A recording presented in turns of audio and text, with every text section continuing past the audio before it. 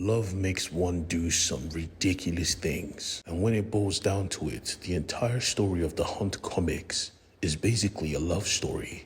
A love that involves a whole lot of violence, bloodshed, and absolute mayhem.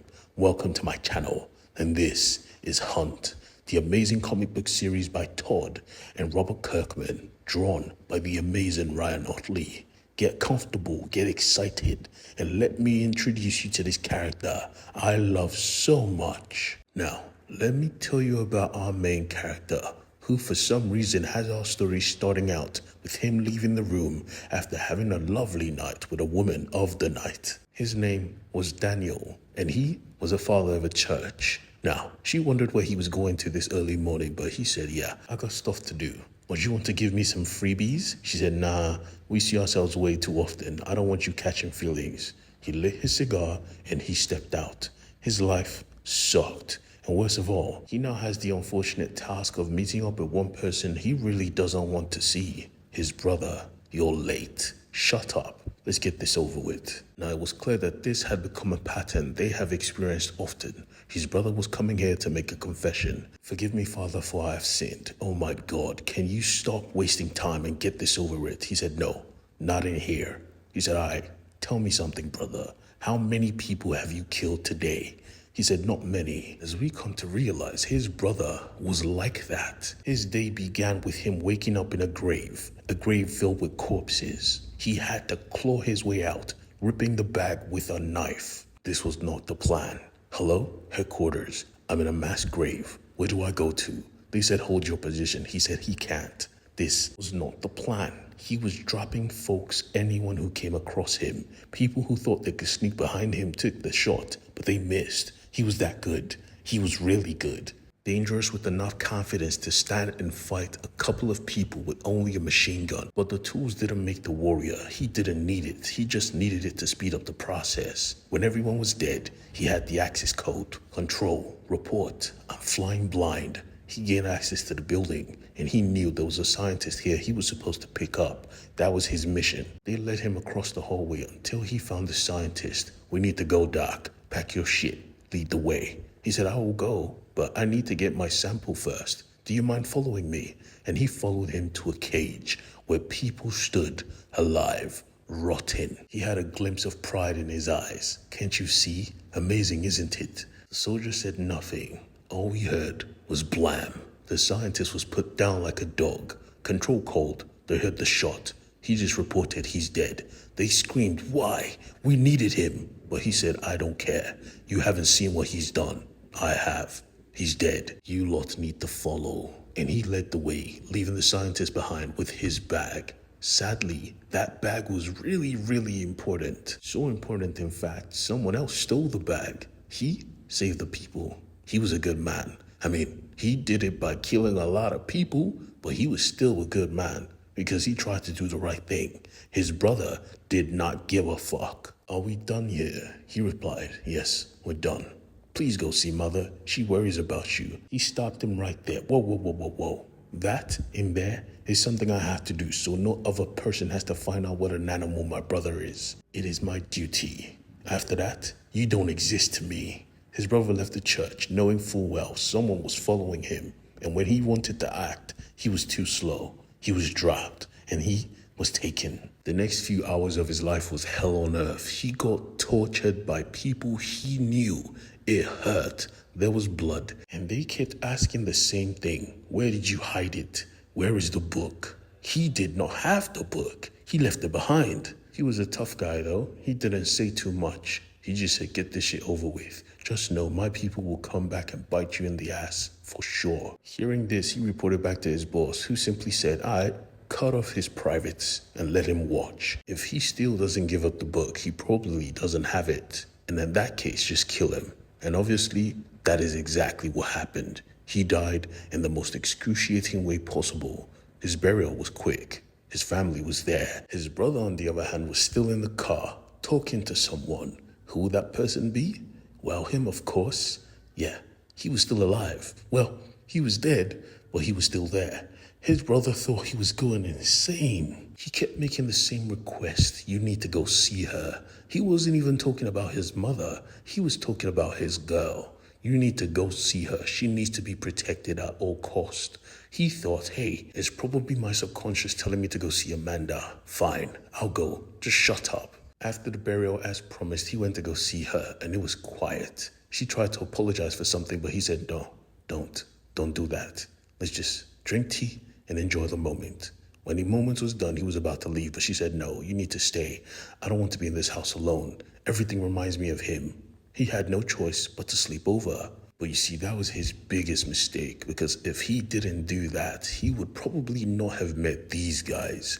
Now, these guys, well, they were assholes. They saw him and instantly they decided to kill him. His brother moved quickly and just grabbed him, trying to pull him out the way. But what happened next? Well, both of them did not expect. You see, somehow, some way, his brother had become a symbiote, an ectoplasmic symbiote, wrapping himself around him. Daniel was safe. Daniel was reborn, wrapped around by his brother's spirit. It was gruesome, it was gory, it was cool. They opened fire on reflex and he took it all. Every single bullet. And when he got close, he ripped their heads off clean. When he finally came to, he realized what he just did. I just killed 2 people.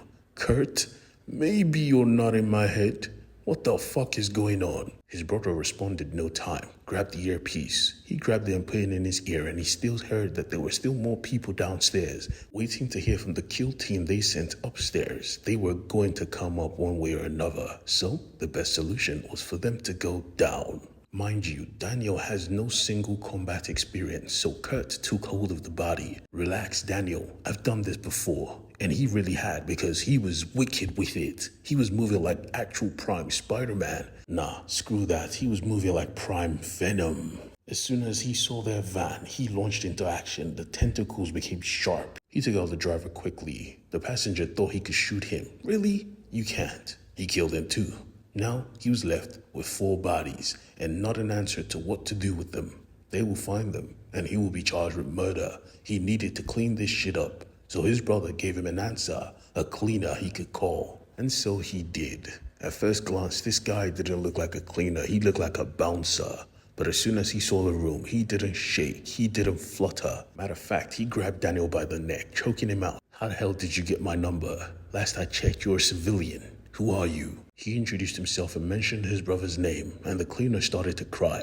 He was like a brother to me as well. Don't worry, I feel your pain. And don't worry about this room. I'll take care of it. You see, I'm a professional. Cracking a smile. This was a world he was not aware of. His brother's world. Amanda woke up the next day like, what the hell? Her house was spotless. He was grabbing a smoke and she was offended. He said, I'm sorry.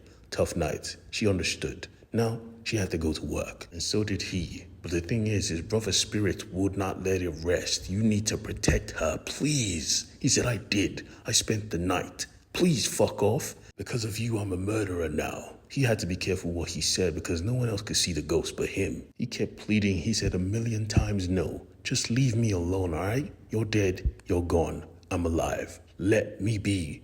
Before he knew it, he was gone. He was in front of his church. He had a choice to make, so he stepped in trying to apologize to the Reverend Father of the church, but he was gone. He was dead, in pieces. And the person who did it was in this room. Hello, Mr. Daniel. Could you tell me where you were last night? He turned around only to see a menacing-looking man looking like a demon. He was going to kill him. That was for sure. His name is Cobra, Kurt said. You need to be prepared. His brother merged with him and he became that creature again, now able to defend himself. But Cobra was a skilled fighter. He could defend himself regardless. You creature of the night, what the hell are you? He kicked him back. That shouldn't be possible. But yeah, Cobra is a good fighter. His brother even let him know, you need to relax your body. You're slowing me down. Just trust me, alright, Daniel? Fuck. Okay. He gave the controls to Kurt, and Kurt went crazy, moving like actual Spider-Man again. Game recognized game. Cobra saw this and said, no way I'm fighting this creature. He shot him in the chest and took off,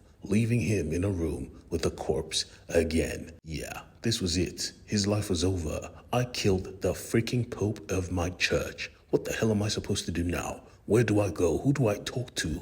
All because of you. Leave me the hell alone. He said, no, I can't. Amanda is at work. She'll be protected. You? Follow me. He followed him to an abandoned house, and when he pulled up, he saw two stoners sitting down. Come to find out, they were paid to be sitting down smoking in this building. This house was for the agency. This was an entrance. They pulled up to the room, and he used the goop or the ectoplasm to scan and allow access to Daniel. Now, I'm going to tell you something, and I need you to understand this. No sudden moves. Don't give them a reason to shoot you. Be cool. Be calm. He stepped in there, and he remembered be cool, be calm, and just started tripping balls. They shot him in the head quickly. God damn, I told you to calm the fuck down. He woke up in the prison cell like, yeah, how the hell did I get here? His brother explained to him that they put you here. You need to chill, alright? But for some reason, someone was watching them. She was watching them. He thought he had game, but nah. She wasn't looking at him. She was looking at his brother. She could see him. What the hell? How can you see him? She crawled over there like some kind of demon-possessed hot chick. Yeah, you're haunted by blood, apparently. Your connection keeps you solid. Your brother lives through you. You keep him alive, but I could tell, as soon as the time comes, he will feed on you. Your life will depend on him. They took him for questioning. They pulled up like, who are you? Explain everything. And don't lie, we know about the hooker. We know you've been paying her with church funds. Don't play with us. So, his brother told him, tell them everything. And he tried to. But the second he started talking about Ghost, they knocked his ass out quickly. When you're ready to tell the truth, call us back. On his way back to his cell, he was pissed off. You told me to tell them the truth. Fuck you. Kurt said, I'm sorry, man. I thought that would work. All around him, all the agents were coming to see the brother of the legend, Kurt. How? He can't be working for the bad guys, right? They knew Kurt. He was too good. If he found out his brother was evil, he would have killed him himself. He just wanted to rest. He even told the hot girl to back off. He tried to get some sleep, but his brother was calling to him because someone was here to poison his ass. He pricked him and the pain kind of woke him up, but some of the syringe had flowed into his system. Stay as you are, kid. Be smart. Don't be like your brother. Tell me what I need to know and you will survive. But that was a mistake. You thought this guy was weak. His brother was right next to him and you killed him. There has to be payment. Kurt took control, but at the end of the day, the tranquilizer was still in his system. They were sluggish, but still, he was not that sluggish. He couldn't deal with this animal. You cut me. My turn. He planted his head through the wall. He whipped out a blade, but he just took his hand completely. Then he started to beg, but there wasn't no begging. You killed me, dog. Crushed his skull in front of everyone. They came out like, what the hell is this guy? He said, I told you, and fainted on the spot. Yeah, it was time to question him again. And this time, they listened. He told them everything from start to finish, and thank God they believed him. It was impossible, but it had to be the truth. They saw him live. The director said, I'll believe you for now. He stepped out. All that was left was her, and she wasn't buying it at all. She didn't believe a single thing he said until his brother whispered a word, autumn leaf. Told him to repeat it, and he did, and she just started crying. Now she believed. She went back, and he realized, you cheated on Amanda? You took everything from me. Kurt told him to calm down, but he didn't want to. You took her. You could have had anybody, but you took the woman I loved. I loved her. You ruined my life. He watched a ghost as his alive brother cried. He watched a grown man cry.